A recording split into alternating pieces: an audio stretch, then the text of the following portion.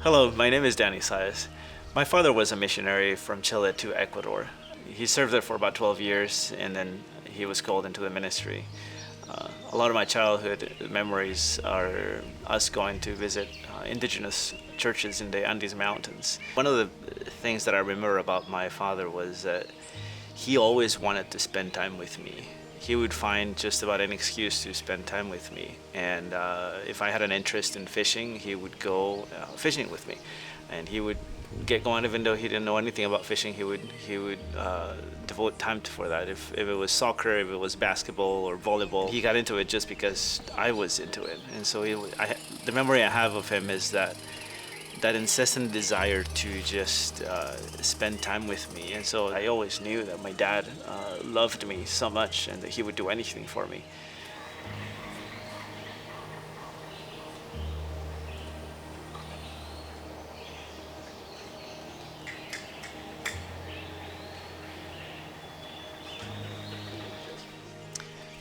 When coronavirus hit, it hit Latin America very hard, particularly Ecuador. My dad got infected.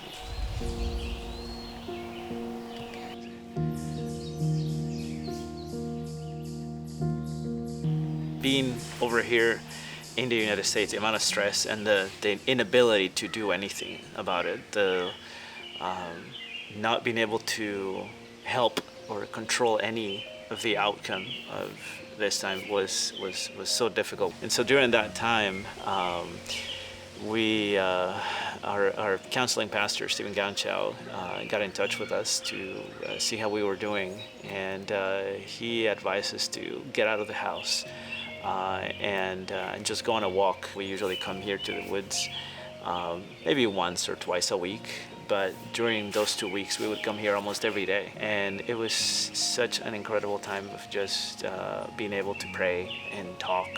The way God cared for me and my family, that's something that I would never take back, that I would never change. It was such a sweet experience of God walking us through this.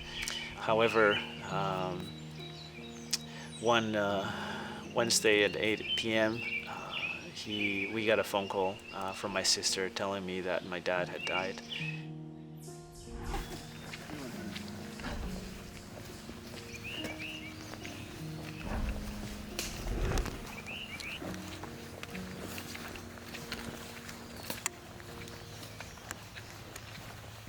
Now, during this entire time, there was something great going on at the same time in our lives. Amy, my wife, was pregnant and had just gotten pregnant, and so we found out that we were expecting a boy.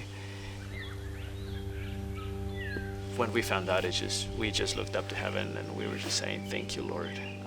You cannot be a more loving God to us." And I can't wait to tell my son stories about my dad and how good he was, and just try to be as great father as he was to me.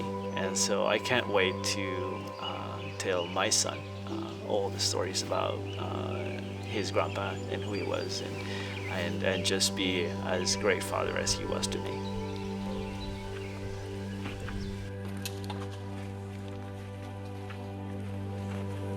Trust him during your most difficult times, and knowing that he is good, that he is love, even in the midst of suffering. He is really in control.